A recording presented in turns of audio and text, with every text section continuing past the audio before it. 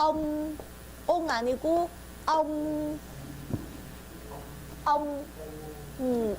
그죠? 그렇게 합니다. 내가 할아버지 뻘린 사람, 맞죠? 내가 할아버지 뻘린 사람, 혹은 내가 할아버지예요. 그죠?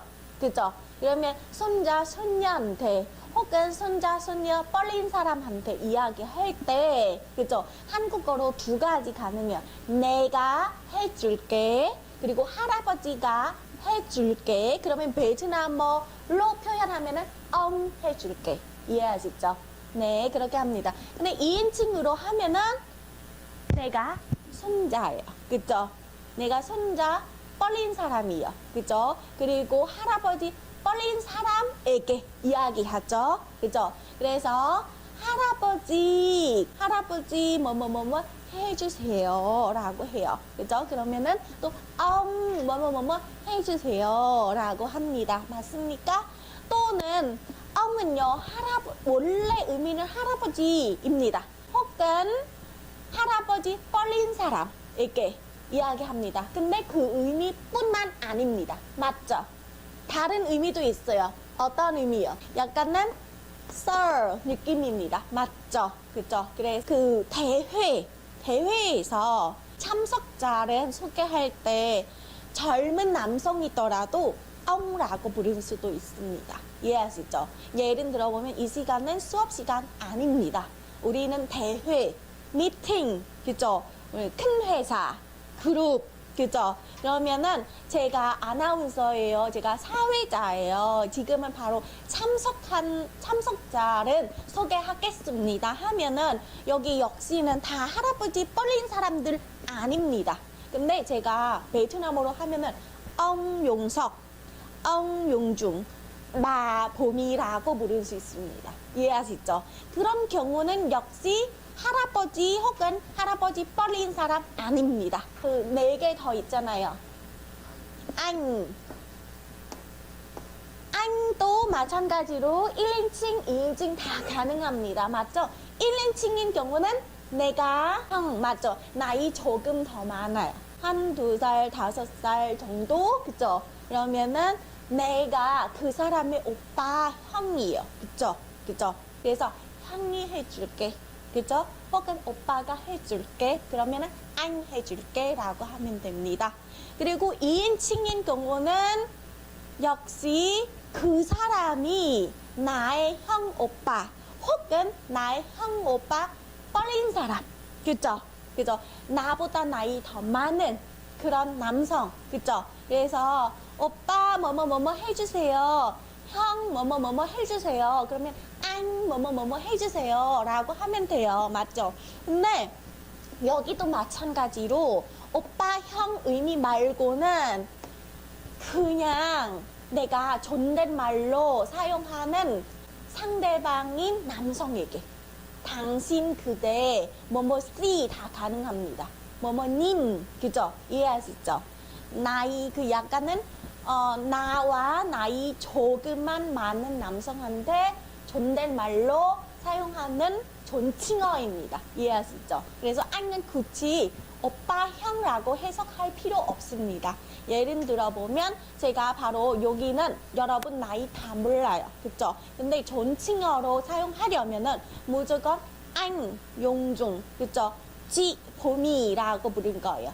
그때는 안, 용중은 용중 오빠 아닙니다. 이해하시죠? 용중님이요. 용중 씨예요. 이해하시죠? 그리고 봄이는 바로 봄이 그 언니 아닙니다. 그죠? 여기는 바로 봄이님, 봄이 씨입니다. 그죠? 마찬가지로 그렇게 두 가지 의미 가능합니다. 1인칭인 경우는 거의는 자기가 스스로 자기 자신을 가리키기 때문에 원 의미밖에 안 됩니다. 이해하시죠? 그래서 여기는 내가예요. 내가. 할아버지가. 그죠? 여기는 내가, 오빠가, 형이, 그죠? 근데 2인칭인 경우는 그러면 그 의미 말고는 또 다른 의미 있습니다. 맞죠? 네, 또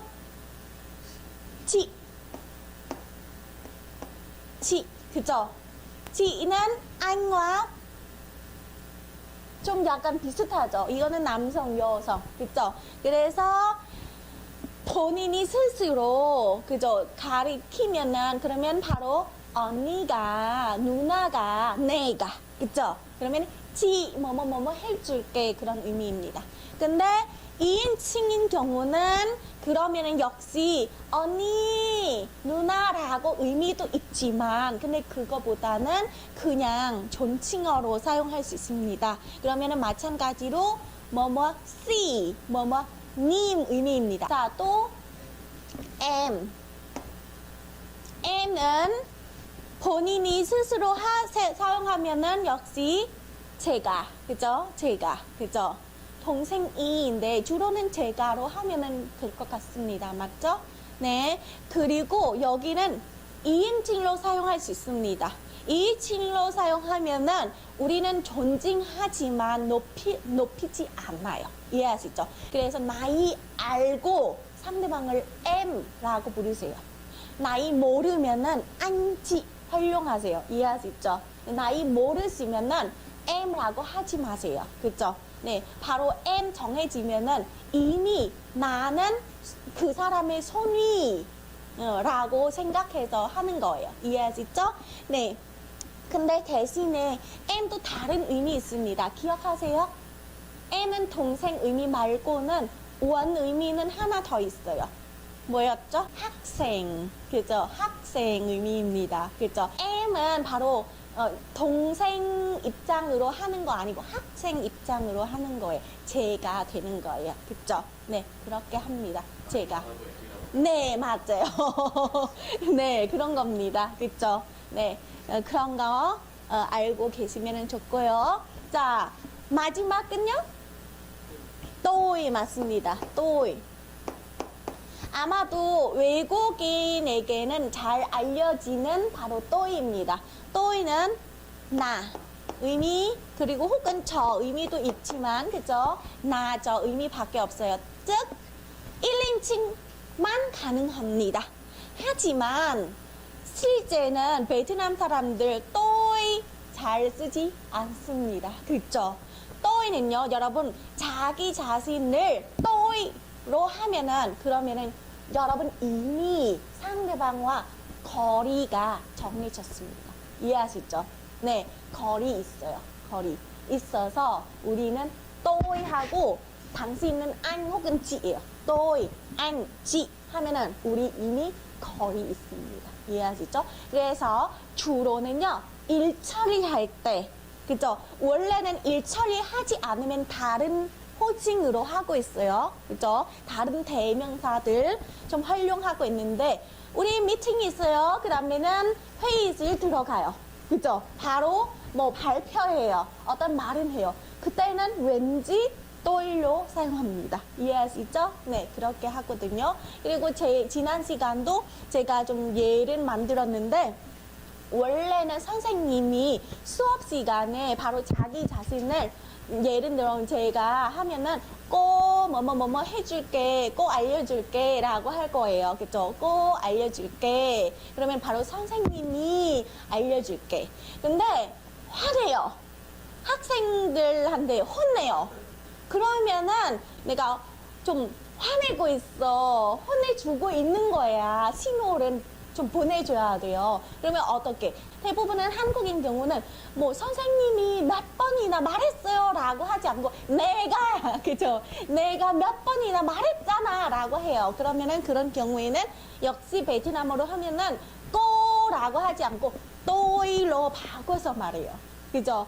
또이 몇 번이나 말했어요. 그죠? 그렇게 하는 거예요. 이해하시죠? 네, 역시 베트남어도 상황에 따라, 관계에 따라 호칭은 계속은 변해서 사용하고 있습니다. 그리고 특히 또인 경우 있잖아요. 부부 혹은 연애 관계. 그러면은 대부분 한국인 경우도 자기야, 여보, 허니 그런 거 있잖아요. 베트남어도 그런 호칭들이 있어요. 근데 둘이 싸워요. 말 싸워요. 그때는 계속은 여보, 자기, 언니라고 하지 않아요. 그죠? 그래서 그때도 자기 자신은 또이라고 바꿔서 말할 거예요. 네, 그렇게 합니다. 그래서 또이는 그런 특징이 있어요. 역시 그런 이유 있기 때문에 일사생활에서 아마도 여러분 또이라는 말은 많이 들리지 않을 겁니다. 이해하시죠? 대부분은 그냥 우리는 좋은 관계이면 굳이 거의 왜 친근하게 하면은 더 좋지 않을까? 그죠? 그래서 또이 할 필요 없잖아요. 또이 쓸 리가 없죠. 네. 근데 뭐 일 처리할 때, 싸울 때, 그죠? 화낼 때, 그때는 바로 또이로 바꿔서 사용합니다. 이해하시죠?